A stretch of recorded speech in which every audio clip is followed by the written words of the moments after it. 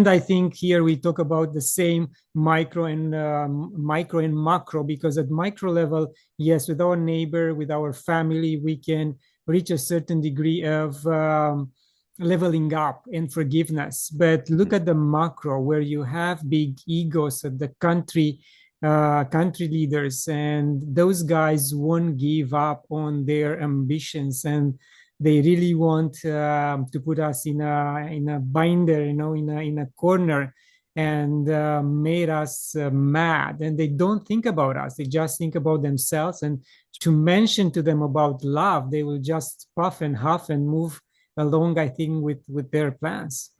Oh, they'll laugh at us, Claudio. What do you mean love? No. They deserve to be punished for what they did.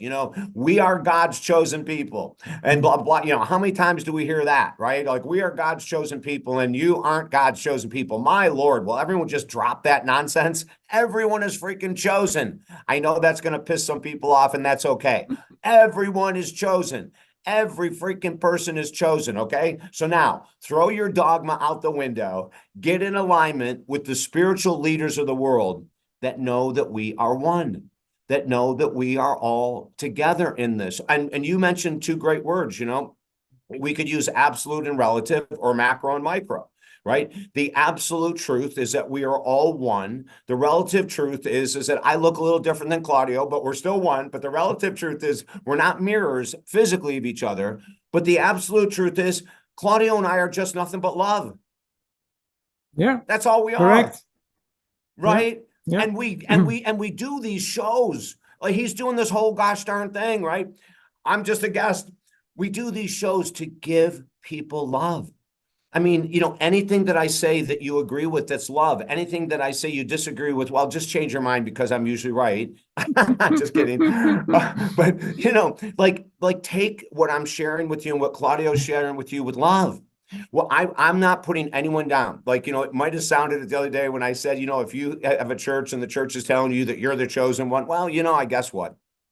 If it works for you and you don't judge anyone else. Exactly. Let me say this again. If what you're doing works for you and you do not judge anyone else, don't change a thing. Do not change a thing. If what you're doing in this world of spirituality or religion doesn't hurt anyone else, don't change a thing, right? But as you evaluate the words of your preacher, minister, rabbi, priest, whatever it is, make sure the words are not words of division, but are words of unity, because that's what spirituality is. And that's probably one of the greatest differences between spirituality and religion. Spirituality takes us all in together. We're one huge I'm getting chills right now, Claudio. Oh my God. Spirituality says, I love you. Even though, you're an atheist, I can still love you and respect you. I love you, even though you're Roman Catholic. I love you, even though you're born again, whatever. And in the world of spirituality, we don't have as many rules, boxes. We throw the boxes out and say, hey, if you look at the sun and that is your God, good for you, as long as you're not hurting anyone, judging anyone, making anyone sad, right. If your God is the lake, good for you. If it's the ocean, oh my God, that's a huge God, right? It's like, we can make it anything we want. It does not have to fit into these little boxes that the world wants us all to fit into, for God's sake. You are an individual filled with love. And in our spiritual practice, we have one question. How can I share my love more on a daily basis? That's the only question we need to ask ourselves, and then follow it up with action steps, right?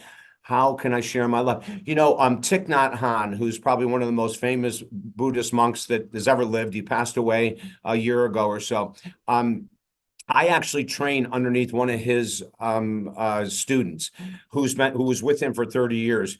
Thich Nhat Hanh was one of the most loving, one of the most gracious individuals that ever walked this earth. Go get his book on mindfulness, Thich Nhat Hanh. Go to Amazon. He has 45 or 47 books out, for God's sake. Every time I read his books, Claudio, I say the same thing. Oh my gosh, he's right on. And oh my gosh, is this so hard to do? It's like living in the present moment is not easy. We're distracted constantly. We're multitasking. You know, multitasking destroys joy. Multitasking destroys being able to live in the present moment.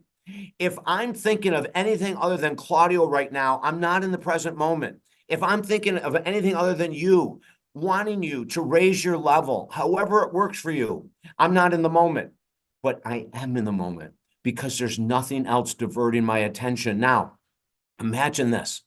Imagine when you're driving, you're in the moment.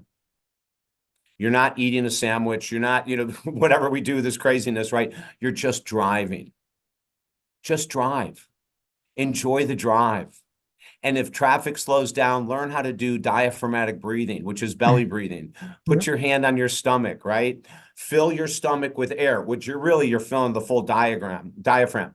But when we breathe chest breath, which most of us do, very shallow breaths, anxiety comes up. When you breathe, so let's say you're in traffic, okay? And you're going, oh my gosh, I can't believe all this traffic. Stop. You're not in the moment. Because in the moment, you could put your hand on your stomach. You could do 10 deep belly breaths and your anxiety will go because the vagus nerve, VAGUS, is the largest nerve in the body. It runs from the top of your head to your toes. And when that is stimulated via deep diaphragmatic breathing, it automatically lowers anxiety. Now you're in the present moment. You're in traffic and you're going slow, but you're in the moment. You're not wishing it was going faster. You're not wishing it's going slower. You're accepting the moment as it sits.